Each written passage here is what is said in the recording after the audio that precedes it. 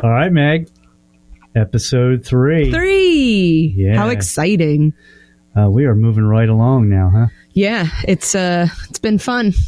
How about you? Are you having a good time with this podcast? Yeah, it's a lot of work. And just when we kind of knew what we were doing, we decided to mix it up today and bring in a guest. Yeah. So today we have our first guest, and this guest is a school bus driver. We wanted to have the perspective of someone who drives a bus. And who isn't you? It wasn't me. Yes. I've been the only bus driver on this podcast with your so stellar driving record. He does, yes. Actually. So we brought in a guest to hear about him. But there's an interesting perspective. This is not just a school bus driver. This is a person who does it as a side hustle.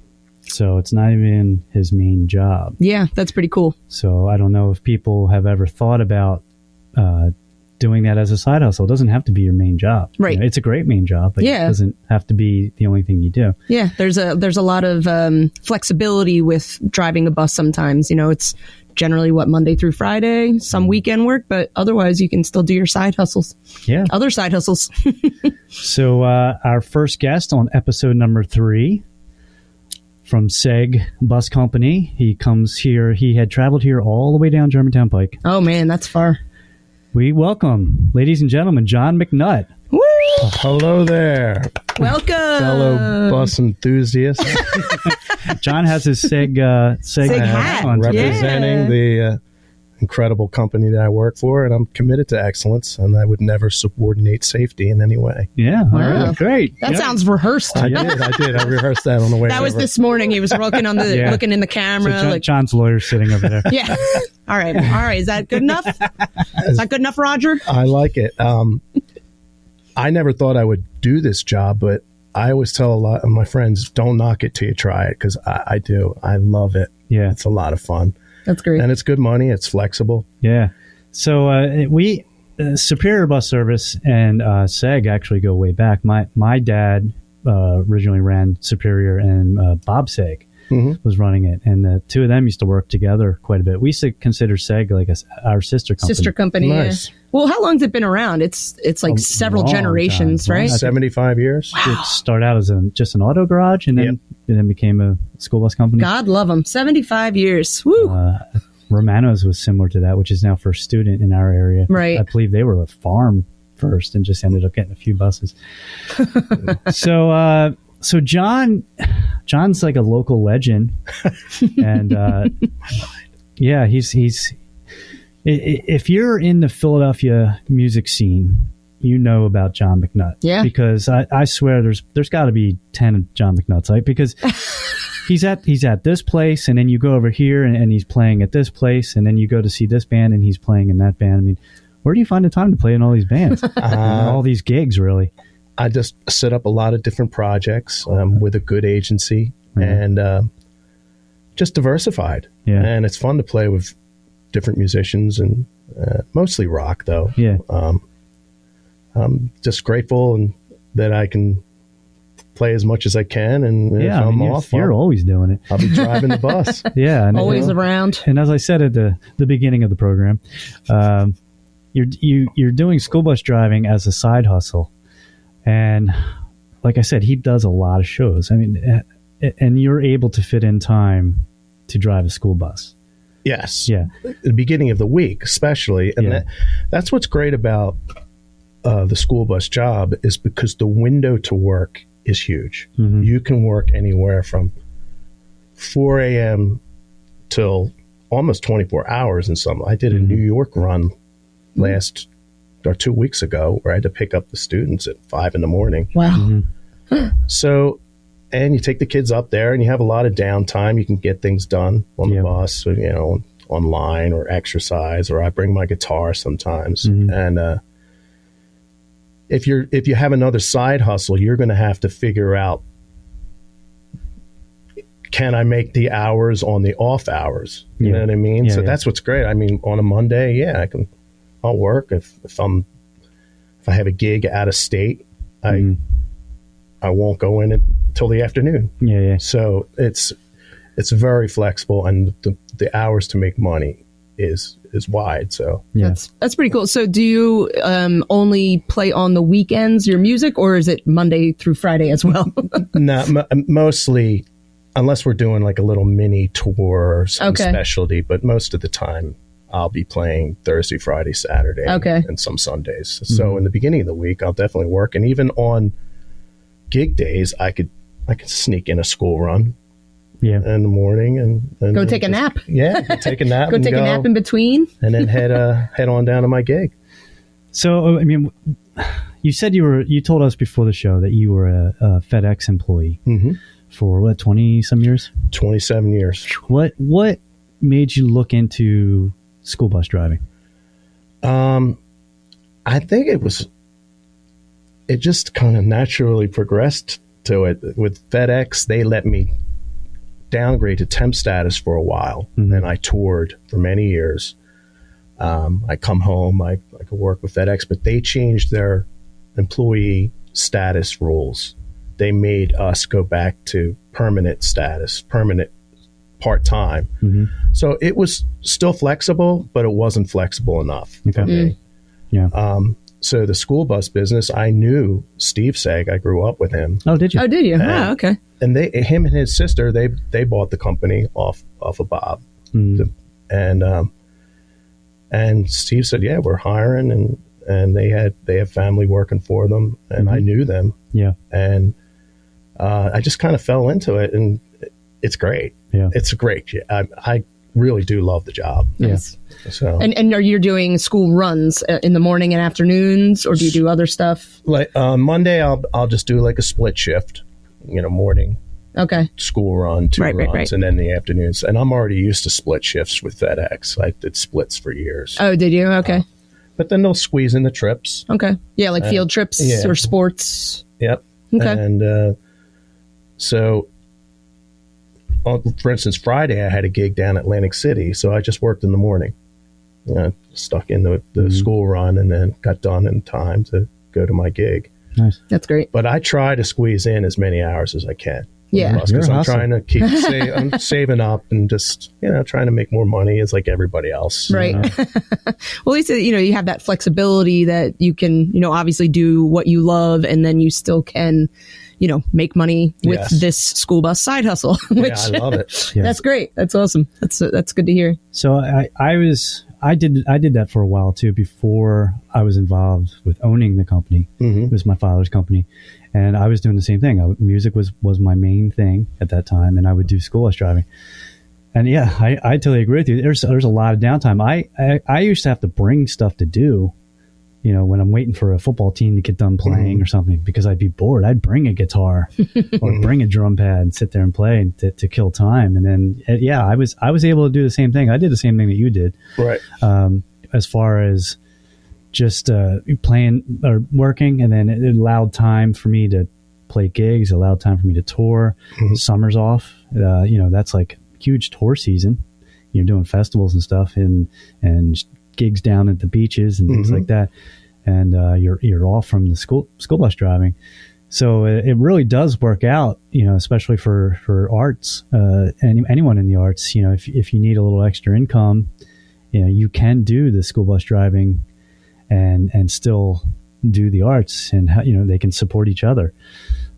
So it's a great opportunity in that regard, and I think maybe a lot of people think that to drive a school bus is like just a career, and they go, well, I never wanted to be a school bus driver. There's probably a lot of people that drive school buses that's not what they were looking to be when they grow up, right? But you can still have your dream that you want to do and drive. I laugh. I just own it. I say I'm an aging musician driving a school bus. That's a cliche, but like I said, don't knock it till you try it, because I would have, maybe when I was younger, might have scoffed at something like that. Sure. Like, oh yeah, the guy on The Simpsons here. I'm a washed-up driver. Think about that. Otto. But Otto. It's very diverse. We have ex-military working with us, guys that we're in the special forces. We have people that were in the were police.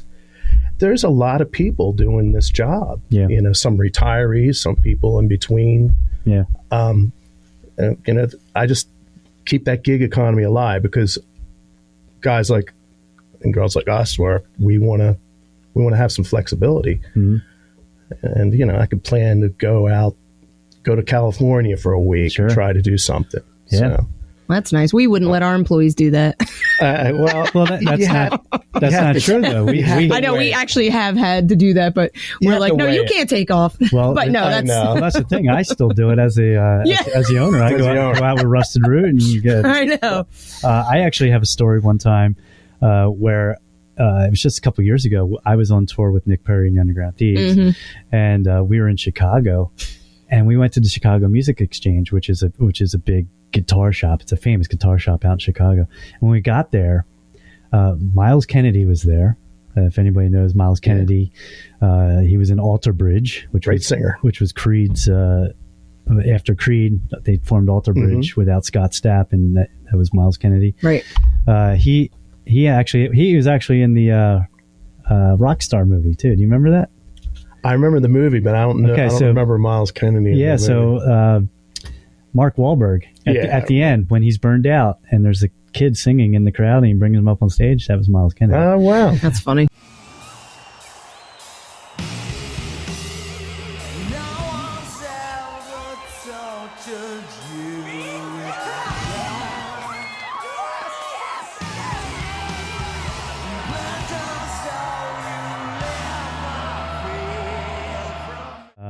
Glenn Hughes was also at Chicago Music Exchange today. He's from Deep Purple. He fronted Black Sabbath for a little while. But these guys, I'm going off on a tangent here. But these guys were hanging out, and I was like, oh, this is awesome. And they opened up the basement for us, and we got to play guitars with them. But we had 2 buses break down here in Pennsylvania while I'm out in Chicago, and I got everybody calling, what do we do? And this bus is down, and I'm like, all right, well, let's get this driver over here, and then another bus is broken down, and I'm like, I just want to hang out with Miles Kennedy. But you also didn't have any service, because it was in this basement, and we're like trying to get a hold of you, and he's not answering, we're like flipping out. Most of the time it works out good, but that particular day was stressful. Yeah. Have you ever had any conflicts where the two don't communicate?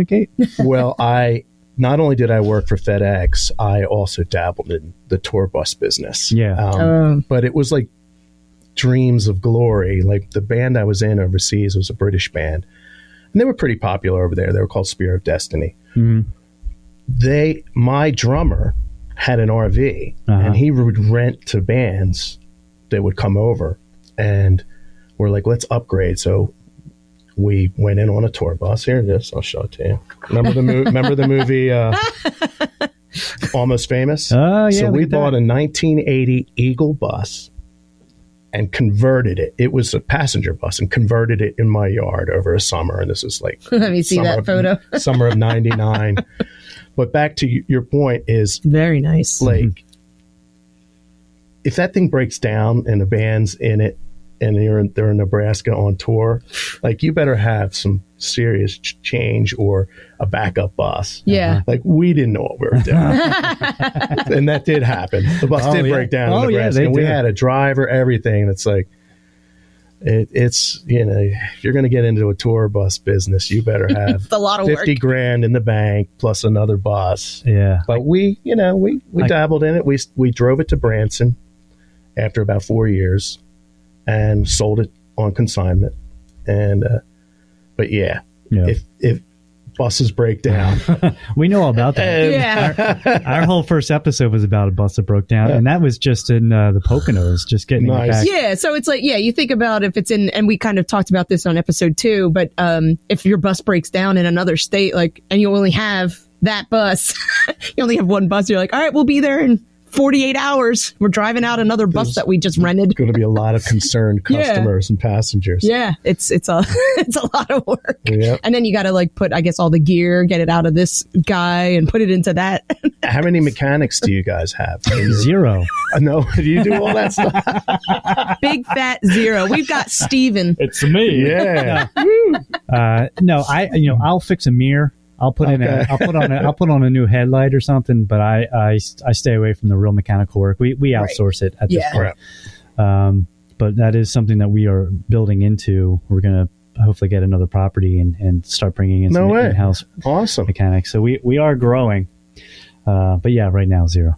Yeah. Okay. I actually thought that was just kind of a joke. Like, oh, how many mechanics do you have? Shut up, John. Just kidding. Sorry. We've got Steven and we've got Chuck, who's our outsource our mechanic, who's great. Thank God. Yeah. Once you find a mechanic that you trust. Whew. Yeah, they're hard. It's hard to find ones that you trust. That's the main thing. Yeah. How many mechanics do you guys have at Sague? I think there's 2 full-time mechanics. Man.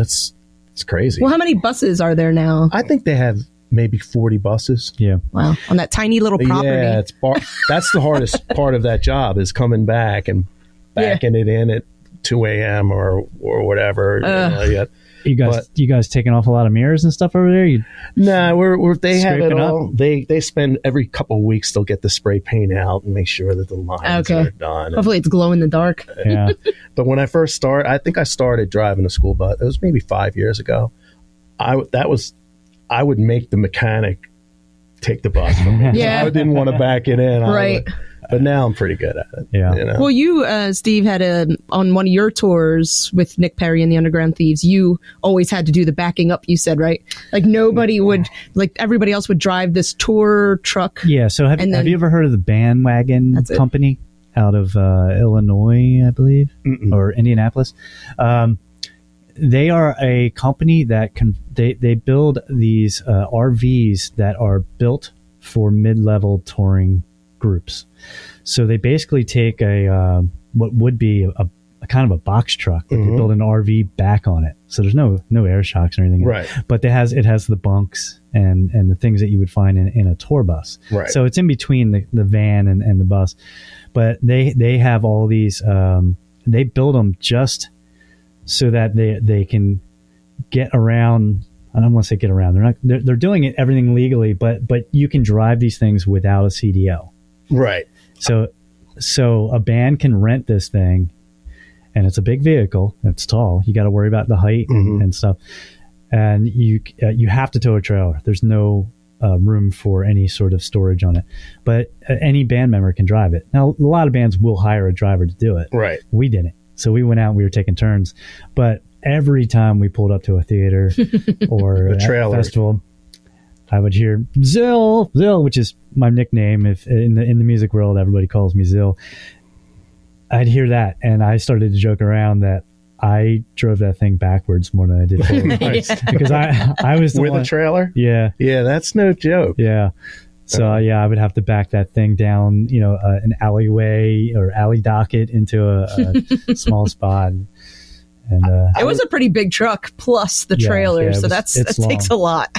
That's cool that they have a company that can skirt that around there, because it costs a fortune to rent a tour bus, and a lot of times it's really about just if you're playing like a club tour and the place is in the winter time or they're not the nicest clubs, just to know you have a place you can go. Yeah. It's if they don't have a band room or anything. It becomes your home. Yeah. So the trailers. I was talking to Paul Hammond from the band Get the Lead Out, and they have a trailer and a tour bus, and he's like, we're getting rid of the trailer. They're just gonna get a bigger truck to carry all the gear, because that's a big long. I don't know how many feet that is, but a bus and a trailer is no joke.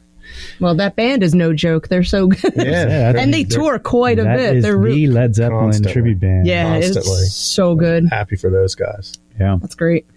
When you first were getting your license, when you said, "Okay, I'm gonna try this school bus thing out," did you find it tough to go through the testing and to learn all the ins and outs? I was trained by a guy that was in the special forces, and he's related to the Sague company. So we did it in the parking lot at Plymouth White Marsh High School, and it took about a week to 10 days.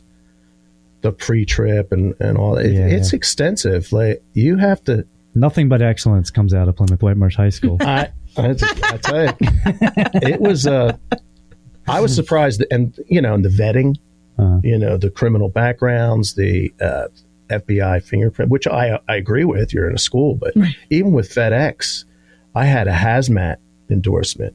I didn't have the amount of stringent vetting for a job. It's no joke. Yeah.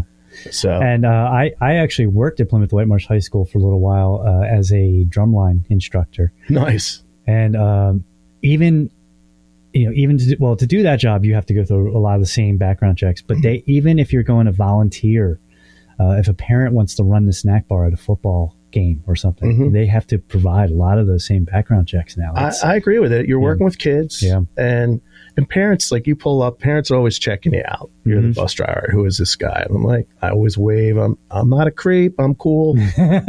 I'm excellent, actually. What do the kids call you? What do they call you, Mr. McNutt? I'm a swing driver, basically. So I don't have the same. Oh, okay. That's the same role I had at FedEx. I suffered for the first 2 years, and I learned all the routes. Okay. So now they just put me everywhere. Okay. He's a swinger. Swing driver. So, or a floater. Correct. Floater or a swing driver. He's a floater. Yeah. Floater. He's a floater or a swinger. I like them both. So if parents see a new guy, I'm always like, always wave. Yeah. I'm nice. Well, it's important. It's important to have a good impression as a driver. Yeah. Yeah. So, and plus you get tips on the trips. From the schools? That's fancy. Yeah. So, well, the Catholic schools tip pretty well. Oh, okay. Yeah. I mean, you never know. That's one good benefit too of the job is if you're on a trip, someone will slide you $20 or more. Nice. And it adds up. Don't tell Steve that he's going to go work at Sague. They hiring over there? Always. Of course they're hiring. Everyone is hiring. So the situation at your company, do you find that there is a driver shortage there? Or are they, as Sague, often looking for drivers, as almost every company? A lot are, because a lot of drivers are older, and some are just natural attrition. They're leaving. Yeah. But yeah, everybody's shorthanded. Yeah. But it's good for me because I get more hours. Yeah, if I'm around. Yeah, it's good for the swingers. You're like, isn't that guy too old? I could take his route. How about you? Got any weekend work coming up? Do you guys book on the weekends? We do. Yeah, we're always busy. After the podcast, we'll talk. Sweet, we're recruiting more drivers as we speak. Sorry, Steve Sague. You have you had any experience as a school bus driver yet with any of the futuristic buses, the electrics or the zero emissions or propane or anything like that? I have not, but they did get a propane bus. Did they? Ooh. And they put like the instructions all around, even in the restroom, how to turn on the propane bus. I'm not getting into Seems that. a little dangerous. Nobody light a match. So yeah. I don't know. So you guys got one. All right. One. Yeah, okay. So that's a start. We don't have any yet. Yeah. I had the experience of driving an electric bus. I guess it was last June. Yeah. And it's something else. It's they take off real quick, which I didn't expect, and they're quiet. Obviously, there's there's still a lot of things that need to be worked out. I believe before the world can go down that road, but. Well, yeah, it was at the Pennsylvania School Bus Association trade show, and we were out near Pittsburgh, and they're like, "Oh, does anybody want to test drive it?" So Steve was like, "Oh, me," and he's like, "Wow, this is nice," and it's a $300,000 bus. It was quiet. It was air conditioned. I was already talking him out of it. I was like, "No," I'm like in the back of the bus, like, "Stop it." Are they mandating? Is there a mandate coming for that? It's different state by state. But they, we talked about on our last podcast that California, I believe, all new buses are supposed to be zero emissions. It doesn't have to be electric. Zero emissions by 2030, and New York is 2027. So yeah, it's coming. I mean, I saw a funny meme the other day. It was I don't know if you've seen this. It's got Greta Thunberg on it, but it says she's demanding that all guitars are electric by 2030. Do you agree with that? Because I do. I'm gonna just say that I think we've had enough of these acoustic, long hair sensitive guys singing. We need hard rock. These are hard times. We need hard rock, and I do. there's a lot of things that she says that people won't agree with. But I do have to say that I think all guitars should be electric by 2030, please. Not all those folk rockers. Sorry. Yeah, I mean, come on. Save the trees and go electric. She's a smart girl. I saw this other thing. I saw this other thing the other day too, that it showed. And I'm assuming they wouldn't say who it was, but I'm assuming it was Amazon. They had all these trucks in these bay areas backing the trailers up to these bays, and they were driverless. There were these trucks, and the trucks were just roaming around, just zipping around each other, and then they backed up to a trailer, pulled the trailer up. There was actually one point in the video where there's 3 different trucks, and they all kind of like go up towards each other, and they kind of like look at each other and figure things out, and then they just kind of back up and just move this around. So, jeez. Yeah, that's scary. Yeah. Are you worried that there may be driverless school buses? I think I'll be too old by that time. I hope they don't fast track it. Well, I mean, they're recalling all those Teslas, so I think we're fine for a while. Yeah. I mean, I think that's going to be hard for small businesses, like family-owned businesses like yours, unless they have serious subsidies for, the typical bus is $100,000. Now you got to pay $300,000. Hey, Mr. Robot, getting on the bus every day. Hey, Mr. Robot. Hi, Mr. Robot. Nice to see you. Good morning, Mr. Robot. Did I leave my coat in my water bottle? No, does not compute. But I will check the bus later. Later does not compute. Then he's got to go stymie to the back to do a child safety check. It's like the thing in Giant, like where it's like Marty. Marty, his name is? Giant is the local. Well, I don't know if it's local, but it's the big supermarkets around here, and they got a little droid running around, making sure people aren't spilling stuff. But it doesn't actually clean up the spills; it just announces it. Yeah, it just complains. Bounces into it just people. Complains. Yeah. Well, I think AI is getting so strangely intelligent that if AI starts driving school buses, they're probably going to have to do background checks on AI and stuff, because at that point it's going to be smart enough to commit crime, right?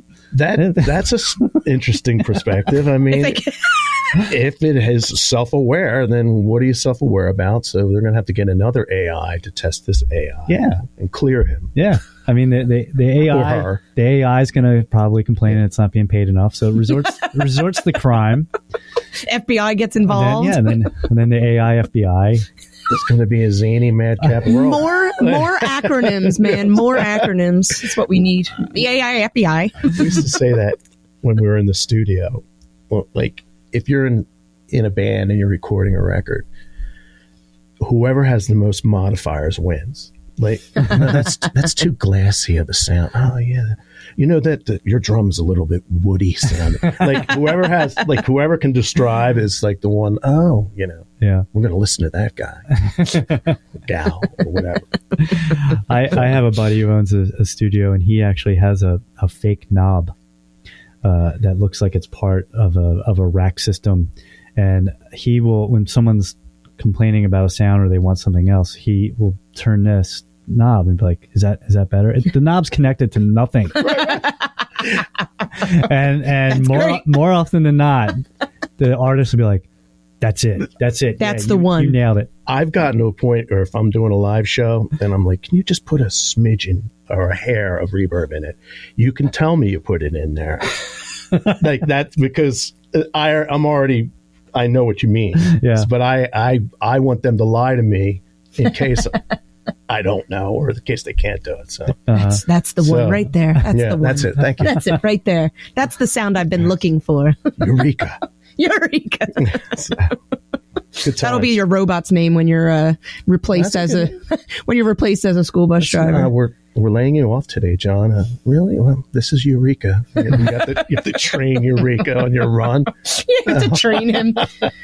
He's trying to get the dipsticks. I mean, I guess there aren't any dipsticks. Like the vacuum cleaner, Eureka? Eureka, did you do a proper pre-trip? Yeah. Did you? Okay. It trips over in the stupid bus yard and falls over because it's not paved well enough. Bus 40 is down because the robot fell over in the bus yard. Why haven't you left yet? Yeah, it's like a beetle on its back. Have you guys ever seen? So there's they call it Marty at Giant, and like we said, it walks around and it tries to find messes. Have you ever seen when they get out? No. So occasionally, because you go up to the doors and they automatically open. You know, they're based on sensors that sense you coming up there, and they'll open. And sometimes Marty just goes right out into the park. So long, Marty. So long. So I've tried to get him to come up to Superior to drive a bus, but they should. He is happy over a Giant. Those things are kind of bland and creepy. Well, they put those big googly eyes. Well, they should goof it around a little. Make put a coat on with a green wig. A top hat. A top hat would be nice. What a gentleman. At least an apron. I mean, come on. You know? Well, maybe you could actually start cleaning up the noise. Start cleaning up all the spills. Or like tutu. I'm gonna throw down a jar of like marinara next time I'm at Giant. See if I cleaned it up. You're welcome. That's weird. It's weird stuff. So, John, I have to say, as a an owner of a company in this industry, it's nice to hear that there are happy school bus drivers out there, people that really actually go out, they enjoy their job. It's refreshing to hear people who enjoy any job really and say nice things about it. So, I mean, would you encourage someone else to just go out and do it? Like, absolutely. Yeah. It's a great job. Yeah. You have freedom, and the wages have gone up. Yeah. I mean, all these places are offering a decent wage. And as far as me being a delivery driver, for FedEx, I love it because I don't have to load anything or unload anything. And I mean, the cargo loads itself. Exactly. On. Yeah. And you have so much downtime, and you're not killing yourself. You still have to be laser focused when you're driving and be fit for duty. I find it therapeutic sometimes because it can be pretty crazy on our end of running the company. And sometimes I do have to go out and do a run myself. And sometimes that's the quietest time of the day for me. Good to know. Nice. Yeah. Did you hear that? I'm making her get her list. Put you on. You're on Route 34 tomorrow. Yeah. Yeah. When things shift around so much, or we're just so busy that, we're trying to help schools out. Like, schools will call us all the time. Like, can you just help us get to the game? We're like, all right, Steve, you're in a bus. Although some days we don't even have any buses available, but it's a lot of, that's a good problem. Yeah, it's a great problem. It's just, it's a lot of movement. We just constantly, our days are shifting all day by like every 10 minutes, there's something new going on. I call it a dynamic operation. Dynamic. Some days it's not so dynamic, but most days. So for any of our people who are watching our podcast and are interested in your real job, you're not your side hustle. We've talked a lot about your side hustle. Okay. Your main job playing the devil's music. Yes. Your acoustic guitar? Are you an acoustic guitar guy? Or? Yeah. This guy rocks. Sometimes. All right. Rocks. And by 2030, it'll be all electric guitars. Yes. Where can our viewers find you on the interwebs? On the interwebs. I just keep it simple. I just put everything on Facebook. Just John McNutt.